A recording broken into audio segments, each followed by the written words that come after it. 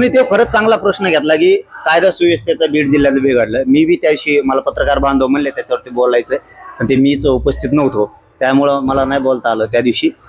खरंच सांगतो तुम्हाला, तो विषय काढला की उठला कोण, योद्धान्या उठला पहिला. कायदा सुव्यवस्था म्हणलं त्याला माहिती आहे आपलंच लफडं सगळं बिडा पसरलेलं. हे फडणवीस साहेबांनी समजून घेतलं पाहिजे. त्याला वरती येऊ देऊ नका, मराठा विरोधात जाईल. सुमित्राताई अजितदादा यांना स्पष्ट सांगतो, त्याला पुन्हा घेऊ नका, नाहीतर मराठा तुमच्या पक्षाची राखरांगोळीच करीत राज्यात. शिंदे साहेब त्याला नाही जवळ करीत, शिंदे साहेब असले घेत नाही, आणि मला वाटतं फडणवीस साहेब घेतील. कायदा सुव्यवस्था प्रश्न काढल्याच्या नंतर उत्तर द्यायला पाहिजे ना. पत्रकारांना बोलू देत नाही याचा अर्थ मोरखे असते. बीड जिल्ह्यातली कायदा सुव्यवस्था बिघडवणारा मोरखे असते आणि गोरगरीब वंजारी अडचणीत आणण्याचं कामच त्यांनी केलं. आणि फक्त लाभार्थी टोळीनं चांगली जात असणारे आता आमच्या मराठ्यात आणि त्यांच्यात एकदम मायाचे प्रेमाचे संबंध होते. गोपीनाथ मुंडे साहेबाच्या काळात एकदम चांगले होते. शेव आल्यापासून त्या टोळीमुळं आमचे लोक त्या समाजावर प्रेम सुद्धा करेल. फक्त या धन्यामुळं आमचे लोक त्यांच्यावर प्रेम सुद्धा करेल. ते प्रेम तोडायला एकटा कारणीभूत. याला जर सुखाचे दिवस जगायचे असले ना, याने नीट वागा. नसतं सामना माया सगळे, तू कुठं बी खेळ, मी तुला सोडणारच नाही. तू महे लोक मायावर विरोधात घालतो, तुमचे काही 2-4 घालतो. ते तिकडून काही सापडून आणले 3 जण त्यांनी, ते तिकडून इकडे येतात, इकडे बुळबुळ करतात. असले छक्के पंजे खेळायचे पहिले बंद. तो या राजकीय करिअरला प्रचंड ते घातक. तुला वाटत असेल तू कोण आहे, तू कुणीच नाही. तुला 2-3 वर्षात कळालं असं. आणखीन जर 2-3 वर्ष तो मागा लागलो, तो राजकीय करिअर मूठ झाला म्हणून समजायचं. त्यामुळे चान्स आहे तुला, तो शहाणाच होय. तुला पर्यायच नाही त्याशिवाय. तू किती खळ्या खाणल्या, तुला मातीने उकरून देत नाही. तू त्याची काळजीच करू नको. तुला वाटत असं मी तिकडून ते 2-3 आणलेत, ते भोकत येत, इथं 2-3 तयार केलेत, परत इथं 1-2 प्रवक्ता आहे. तुला असं वाटत असं काही नाही भाऊ. लिंबा झाडाखाली बसून दी, कंकालेश्वर मध्ये बसून दी, खंडेश्वरीत बसून दी, तू राम मंदिरात बसून दी, रेस्ट हाऊसच्या बिल्डिंग वर बसून दी, तू वडवणीच्या पेट्रोल पंपावर भेट. तू कुठं जा, रानात जाय, सरकीत जाऊन जाय पाठव. तू काळजीच करू नको राहणार, तू काळजीच करू नको. तू जर नाही बघायला मी तुला टीक मिळणारच आहे. आणि मा काहीच नाही, माग नाही पुढं नाही, मी लई जायले माझं काहीच नाही. पण तुला मात्र मी गुडघ्यावर टिकविणार. आज तुला टिकवलं, तुला चांगलं माहिती. तू तेवढ्या बाबतीत हुशार, मला चांगला माहिती. तुला चांगलं माहिती हे टिकवू शकतो. आणि तू जर ही गैरसमज करून घेतला, मग काहीच होत नाही, तेव्हा तू संपलेला असणार. तू बदल, तुला सांगतो तू बदल. तू नादी लागू नको. आणि तू बीडची गुन्हेगारी थांबवायसाठी जो चुकीचा असेल त्याला सरळ म्हण, जो चुकीचा आहे, याला जेलमध्ये गेला पाहिजे. तुझ्या जातीचा असू नाही तर आमच्या असू. आम्ही कसं म्हणतो, गुन्ह्यांचं प्रकरण झालं त्यात ते ठोकून सांगितलं, लेकरू गेलं त्यांचं, तर मध्ये गेले पाहिजे सगळे. तू वाचितो त्याच्यातच आणखीन प्रकरण आहे काहीतरी बलात्काराचं, ते पण मला कळाले. ते नाही का आरोपी सापडत, त्याच्याविषयी बी बोल. ते विषयी बोल ना, की भुलेंचा बंधूंचा खून झाला, जेलमध्ये पुरे गेले पाहिजे. पण ते कोण आहे का बलात्कार करणारा, त्याला सुद्धा तो म्हणायला पाहिजे, चल त्याला धरून आणा, ते पुढे. तुमचेच आरोपी कस काय तो जवळचे फरार होते, आमचेच कस काय पटकून सापडते. कारण आम्ही समर्थन करत नाही. तू समर्थन करतो, त्याची क्लिप काढा. ते आता तुम्ही पत्रकार बांधव, गुले बंधूंचा ज्यावेळी तो सांत्वन करायला गेला होता, हे तर आमच्या डोक्यात नव्हतं, खरंच नव्हतं. मी लई जबाबदारीने बोलतोय, आमच्या डोक्यात बी नव्हतंय. गुले बंधूचा खून झाला ना, ते लेकराला न्यायच मिळाला पाहिजे, सगळे आरोपी जेला सडले पाहिजे पुरे. पण तिथं महिलेवर सुद्धा एक बलात्कार झाला. अशा बातम्या तुम्ही दाखवल्यात, मी मनाचं म्हणत नाही. तो आरोपी अटक कसं का होत नाही, तो आरोपी अटक करा धान्याने म्हणलं पाहिजे. का म्हणलं पाहिजे त्याचं कारण सांगतो. तिथं सांत्वनपर भेटीला गेलेला असताना तिथं तो म्हणला, ते दुसरा बंधू, ज्या बांधवाचा खून झाला त्याचा बंधू म्हणे, इथं माने नावाचा पोरग आहे, त्याला आपल्याला सांभाळावं लागेल असं करत. धन्या तिथं म्हणतो, हो हो त्याला सांभाळावं लागणार आहे. बलात्कार करणं संभळतो का तू? बघा त्या बाईट काढून आहेत का नाही. तो म्हणायला पाहिजे तिथं चल मध्ये गेला पाहिजे, ठेवायचं नाही. आणि तो कोणाकोणाचा बलात्कार करणार संपर्कात आलाय तो सुद्धा एसपीने धरले पाहिजे. एसपीने सुद्धा कोणाचं ऐकायचं नाही. माझं नाही, त्यांचं नाही, कोणाचंच नाही. न्याय महादेव गुंडे प्रकरणात सुद्धा धण्याने म्हणलं पाहिजे आरोपी अटक करा. तिथं त्याचं थोपड उचकत नाही. ते मुसलमानाचा एक खून झालाय रफिक खान का काय, तो फिक खानचा त्याच्यात मानव धर जमत नाही का? संतोष देशमुख प्रकरणात कोण कोण आहेत? पुरे धारा महादेव गीते खरोखरच खून केल्यामुळे आत एका जाणीवपूर्वक टाकलाय. रोग आला का तुला बोलायला? ते नाही का जमत? कस काय जमत नाही तुला? तवा तू पहिला नेता होशील. पहिला सांगतो, जसं लोकांच्या मनात बसला होता, अरे तुला जातीचं तोलीत नव्हतं कुणी, तू विरोधी पक्ष नेता होता तेव्हा जातीचं तोलीत नव्हतं कुणीच. खरं सांगतो मी तुम्हाला प्रामाणिकपणाने, त्याला जातीत कुणी तोलीत नव्हतं. व्हायला वाटायचं काय लागलंय, बारीक बारीक पोरांच्या मनात बसला होता. एक टोळी हाताखाली धरली, खुना करायला लागला. आणि खून करणारे, चोरी करणारे, खंडने मागणारे यांचं समर्थन करायला लागला म्हणून धान्या सापडला. आणि पुढच्या काळात विक्रेत राहिला की संपना. त्याने महादेव मुंडेचं प्रकरण 100% पुढे घेतलं पाहिजे. भेटायला गेलं नाही राव आणखीन दोघं. अरे नका का तपास लागा ना, भेटायला तर जायचं ना. ती बी आरोपी त्याचेच. हा त्या दिवशी आम्ही त्या पट्टी वडगावला गेलतो, ते आरोपी त्याचेच, तोच पळून लावतो. मी तो आहे पाठावर वाचे, तू काय अर्जी करू नको. तू जवळ आता तो बोलायला ठेवलेत ना प्रवक्ता एक तो हा, आणि त्याला टीम जोडायला लावितो. संभाजीनगरलाच पाठवतो कॅनॉटला. ते कॅनॉटला बुटाड घ्यायचं म्हणलं, वावर एकाची इतकं मागे यात आणि पिशी भरून आणते त्याला. बेटे आम्ही माझा घातपात करणाऱ्यांपेक्षा करून घेणाऱ्याला मी दोष देतोय म्हणून बोलत नाही त्यांना काहीच. नाही तर त्यांचं बी लय माहिती आहे मला. कारण सर्व क्षेत्रातलं काही विभाजन कमी झालं होतं, मात्र आता येणारा काळ आपला आणि बीजेपी याकडे तुम्ही कसं बघता? जेव्हा काळ होता तेव्हा नीट खाता नाही आलं.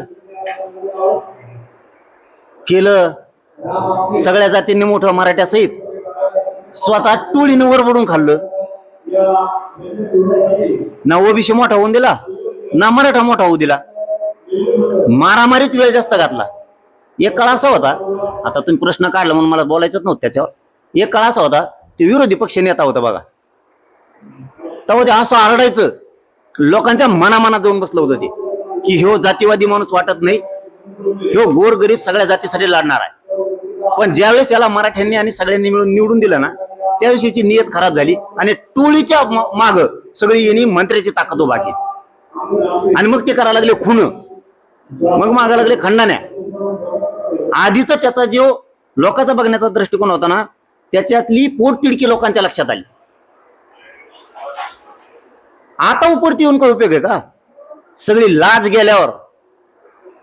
आता जर तू म्हणत असेल मला याचा कटाळा आला, मला पश्चातापाचा आला, मला अमकच झालं, आता मग वजनच कमी झालं, मग अमकच झालं, तो या हाताने तो वाटोळ करून घेतलंय सगळं. आणखीन तरी तुला सांगतो, तू शहाणा होय, तू मराठीच्या नादी लागू नको. आणखीन बी तुझ्या हातून वेळ गेलेली. तू जितका मराठीच्या नादी लागशील तितका तू राजकारणातून संपणार आहे कायमचा. एकही पक्ष तुला जवळ नाही करणार, एक पण. ना भाजप, ना अजितदादा, ना शिंदे साहेब, कोणीही तुला जवळ करणार नाही. तो आहे पुढे एकच पर्याय, इथून पुढं मराठ्यांच्या काड्या करायच्या बंद करायच्या, गुंडाच्या मागे उभारायचं बंद करून टाकायचं. ते म्हणाले येणारा काळ आपला आहे, यावरून आता पुन्हा मंत्रिपद मिळण्याची चर्चा सुरू आहे. मध्ये जायचा काळ आहे आता.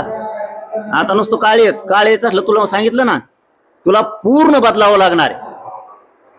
तू जे टोळीला साथ देतो ना, चूक करणाऱ्याला तो स्वतः गुतवला पाहिजे. खंडणी मागणारा, खून करणाऱ्याला तो सगळ्यांना तो स्वतः गुतवला पाहिजे. तो पाठराखण नाही केली पाहिजे. तू मराठ्यांनी मोठं केलंय तुला, तो काळ तू आठवून बघ. तुला ज्यावेळेस कोणीच साथ देत नव्हतं त्यावेळेस मराठ्यांनी साथ दिली तुला. आज तू काय काड्या करतो माझ्यासारख्यावर? काही मराठ्याच्या तो आहे प्रवक्त्याच्या हाताने धरतो आता खाली. तो आहे प्रवक्ते, ते चिल्लर चाललर अर्धा भेटलंय सारल्याला, अर्धे ढोंगाची वर त्याची इन आलेली, ते प्रवक्ते. त्यांच्या माध्यमातून तो माझ्या विरोधात लोकांना बोलायला लावणार, मला त्रास द्यायला लावणार. ते काम बंद कर ना, ते काम बंद कर. तो कोणचा नेता होता, केवढा होता, पुढं सुपाऱ्या देणे, हे धंदे नाही तोय. तू सामाजिक न्यायाच्या मंत्रालयात काम केलेला माणूस आहेस. तुला सामाजिक न्याय या शब्दाचा तरी अर्थ कळायला पाहिजे होता. आपण सामाजिक न्याय करतोय की ज्यांच्या माध्यमातून आपण मोठे झालो त्यांचेच मुर्दे पाडायला लागलो. दुसरीकडे मंत्री पंकजा मुंडे असं म्हणाले की आता कधी कधी वाटतं राजकारणातून रिटायर होईल. मग तर हे सगळ्या दुनियेत धुमाकूळ घालीत. वारसाच मोडा. मग त्यांनी आधी दिलेला त्रास ध्यानात ठेवा. मी हमेशा मीडियात सांगतो ते कमीत कमी फक्त अहंकारी, याच्यासारखी खालच्या दर्जाची नाही. सगळा समाज मोडून टाकीन त्यांचा ते. त्यांनी जर कटळा आला म्हणून जर बाजूला गेलं ना, सगळा समाज मोडून टाकी. सगळ्या टोळ्या होत्या, अख्ख्या टोळ्या. नुसत्या मारामारी आणि इथून पुढे मारामारी मराठ्या संघ करायची नाही हे ध्यानात ठुई. इथं पाठ्या मी आहे, तुला सुद्धा मध्ये घालीन. सोडणार नाही. आता 2दा-3दा वाचलंय तुला. तू मस्साजोगच्या प्रकरणात वाचलेला आहे, आमच्याच लोकांनी वाचवलेलं आहे तुला. तू 100% त्याच्यात आहे. तू ते विसरू नको. आणि माझा सुद्धा घातपाता त्याच्यात. तुझे नागपूरला बसला ना अजितदादाला घेऊन, फडणवीस साहेबाला, त्या रश्मिताई शुक्लाला, त्या दिवशी तुला वाचलेला आहे. ध्यानात ठेवतो. तू त्या माझ्या घातपाताच्या प्रकरणात सुद्धा आहे. आणि फडणवीस साहेबाजवळ पुरा डाटा येतो. कधीही बाहेर तो निघू शकतो, कधीही. पण तू त्याची काळजी करू नको. मी हे लय जबाबदारीने बोलतोय, कारण शेवटी फोनवर तो बोललेला आहे. त्या दिवशी रात्री 11-12 वाजता त्या आरोपीशी तो बोललाय. त्यामुळे शिडी आरतोय हाई. तू त्या घातपाताच्या प्रकरणात 100% तो या लक्षात आला. आता आपण 100% मध्ये जाणार आहेत. म्हणून तो अजितदादाला त्यांना गळ घालून फडणवीस साहेबांना सगळ्यांना मिळून तू नागपूरच्या अधिवेशनाच्या टायमाला त्या प्रकरणातून तुला त्यांनी बाहेर काढलेलं आहे. तू किती दिवस पळशील? किती दिवस पळशील? तू पाप करायचं बंद केलं. ज्या मराठ्यांनी मोठं तुला केलंय त्यांना त्रास द्यायचं बंद केलं तर तू काहीतरी होऊ शकतं. नाही तो सुद्धा वाईट दिवस येणार आहेत, चांगले येणार नाहीत. मुख्यमंत्र्यांनी आम्ही चर्चेतून मार्ग काढू असं सांगितलंय. काही तसे पावले उचलले गेलेत किंवा तसं काही तुम्हाला निरोप आलाय? 1 वर्ष 6 महिने या काळात शिंदे साहेबांनी 58 लाख नोंदी शोधल्या. परंतु मी सरकारवरती, फडणवीस साहेबांवरती विश्वास ठेवलाय. 29 ऑगस्ट 2025 ते 29 ऑगस्ट 2026 पर्यंत 1 वर्षाच्या काळात एक शब्दानेही फडणवीस साहेबाला आपण दुखवला की करतील. आपण समाजासाठी त्यांच्यावरती विश्वास ठेवला पाहिजे. समाजाचे लेकर आपल्यासाठी महत्वाचे. एकही नोंद शिंदे समितीने या वर्षाच्या काळात शोधली नाही. एकही. 1 वर्ष 6 महिन्याच्या काळात शिंदे साहेबांनी, एकनाथ शिंदे साहेबांनी 58 लाख नोंदी शोधल्या. या वर्षाच्या काळात फडणवीस साहेबांनी एकही नोंद शोधली नाही. एकही. उलट सरकार दप्तरी, प्रशासन स्तरावर आणि सरकारच्या स्तरावरती अशा हालचाली चालू आहेत. आतून 58 लाख नोंदी निघाल्यात. त्याची काटछाट करून त्या कमी कशा करता येत्या? म्हणजे फडणवीस साहेब तुम्ही शोधायचं दिलं सोडून 58 लाखात कमी करायच्या. तुम्हाला नीट जगू देणार आहेत का आम्ही? मग काय हे पाप करतायत फडणवीस साहेब? तुम्हाला आमच्या का भावना कळत नाहीयेत? आमचा आक्रोश, आमच्या आक्रोशाच्या भावना तुम्हाला का कळत नाहीयेत? तुम्ही का समजून घेत नाहीत? का मराठ्यांनी मतदान केलंय असा पश्चाताप आम्हाला येऊ देऊ नका. तुम्हाला का मतदान केलं? कारण त्याच्यामध्ये सगळ्याच पक्षाचे लेकर आहेत, गोरगरीब शेतकऱ्यांचे लेकर आहेत. भाजपमधल्या लेकरांना शिकायचं नाही का? त्यांची 10 लाख 5 लाख फीस भरायची तयारी आहे का? फडणवीस साहेब नाहीये. मत याच्यासाठी केलेत तुम्हाला की त्यांनी दिलं नाही, तुम्ही देताल म्हणून मतं करून तुम्हाला तिथं बसवलं. तुम्ही आहेत ह्या नोंदी कमी करायला लागले 58 लाखाच्या. याच्यात तुम्ही व्हॅलिडिटी थांबून धरणार, याच्यात तुम्ही कुणबी प्रमाणपत्र थांबून धरणार. आज सकाळी एक माझ्याकडे बांधव आला होता, पुंगळे आडनावाचा, भोकरदन तालुक्यात. चुलत्याची निघाली, त्याची निघा. पडूळ आडनावाचे लाड सांगवीचे आले होते. त्याच्या चुलत्या भावाची निघाली, मोठ्या लहान्या भावाच्या ध्यानात. त्याला आता रायगडला प्राध्यापक म्हणून अर्ज भरायचा, नाही भरू शकत. ही आमची फसवणूक. शिंदे सरकारमध्ये आहेत, मग त्यांच्याकडे काय तुम्ही या संदर्भात मागणी केली? कारण शिंदे का या सगळ्या प्रकरणावर भाष्य करत नाही? त्यांचे एकमेकाचे असे ढुंगणं दुखत आहेत. त्याला बोलायला गेलं की हे फडणवीसचे रुसत आहेत, फडणवीसला बोलायला गेलं की शिंदेचे रुसत आहेत, शिंदेला बोलायला गेलं की अजितदादाचं रुसत आहेत. त्याच्यात मरण आलं आमचं गरीब मराठीचं. आम्ही काय करायचं? चुका केल्यात का तुम्हाला तिघाला सत्तेत आणून असं आता म्हणायचं का? आणि जर आम्ही एकदा मराठी तसं म्हणलो आणि नाराज झालो, तुमच्या तिघाचा देवारा होणार हे तुम्ही विसरू नका. कारण मराठी शेवटी आता त्यांच्या लक्षात आले जातीला किंमत द्यायची आणि आपल्या स्वतःच्या लेकराबाळाला किंमत द्यायची. आता मराठ्यांना डोकं आलंय, आता पक्षाला नेत्याला किंमत द्यायची नाही हे लक्षात आलेलं आहे. त्यामुळे थोडे सावध झाले तर बरं होतील सगळेच तिघं पण. परंतु फडणवीस साहेबांवरती विश्वास ठेवला तर त्यांना काय हरकत द्यावं, काय हरकत द्यावं मन जिंकायला मराठ्यांचा अन्याय करण्यापेक्षा मराठ्यावर. तिघांनी मिळून आमचं जे हक्काचं द्या, आम्ही ओबीसीचं मागत नाही.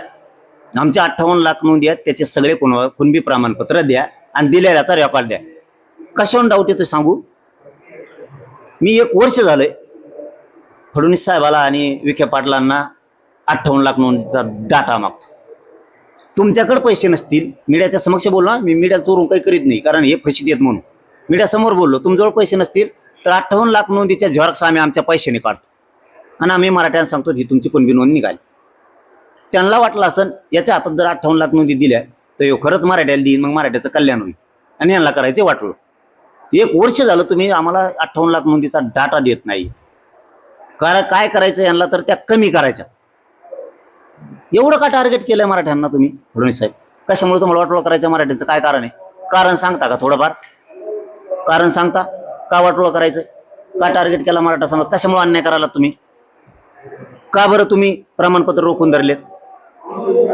हैदराबाद गॅझेटचा GR कोणी काढला? फडणवीस साहेब. तुम्ही मराठी खुश आहेत फडणवीस साहेब तेव्हापासून तुमच्यावर, पण तुम्ही प्रमाणपत्र देण्यात तितके मराठी दुखायला लागले. GR काढला, 100% मान तुम्हाला दिला आम्ही. तुमची पाठ पण थोपडली की फडणवीस साहेबांनी कल्याण केलं, कल्याण रोखून धरलं. तुम्ही प्रमाणपत्र हैदराबाद गॅझेटनुसार वाटले नाही, व्हॅलिडिटी थांबवल्या, 58 लाखाचे कुणबी प्रमाणपत्र थांबवले. एकही केस तुम्ही मागं घेतली नाही, उलट वाढिल्या. बलिदान गेलेल्या कुटुंबाच्या नोकऱ्या नाही आहेत, ऊर्जा खातं फडणवीस साहेबाकडे आकडे टाकायचं लाईन म्हण. उदय सामंत साहेबांनी MIDCचा काढला, बलिदान गेलेल्या कुटुंबाला नोकऱ्या मिळावत म्हणून. परिवहन मंत्री आपले ते प्रताप सरनाईक साहेबांनी काढले. ऊर्जा खाता फडणवीस साहेबाकडे GRच नाही काढला ऊर्जाचा, कारण बलिदान गेलेल्या कुटुंबांनी या तिन्हीपैकी जसं शैक्षणिक पात्रता असेल तिथं कुठेही घ्यावा, तुम्ही महावितरणमध्ये पण घ्या म्हणून काढला GR तुम्ही नाही काढला. शिंदे समितीला 1 वर्ष झालं मुदत वाढ दिली, किती नोंदी रेकॉर्ड शोधला? नाही शोधला.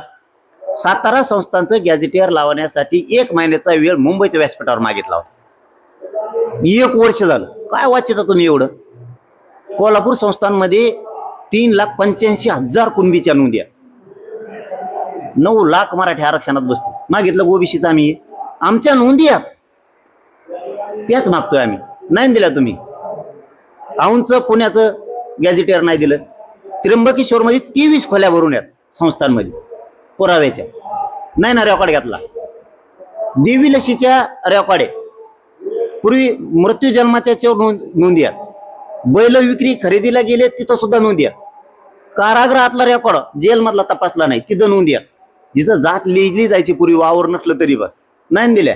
म्हणून हे निर्णायक आंदोलन होणार आहे. आणि मी आज आपल्या बीडच्या पत्रकार बांधवाच्या माध्यमातून महाराष्ट्रातल्या सगळ्या मराठ्यांना एक विशेष महत्वाचं सांगतो. हे मात्र सगळ्यांनी कान उघडं ठेवून ऐका. माझे हात जोडून मराठ्यांना पाय पडून विनंती तुम्हाला, कारण हा विषय आपल्यासाठी खूप महत्वाचा आहे.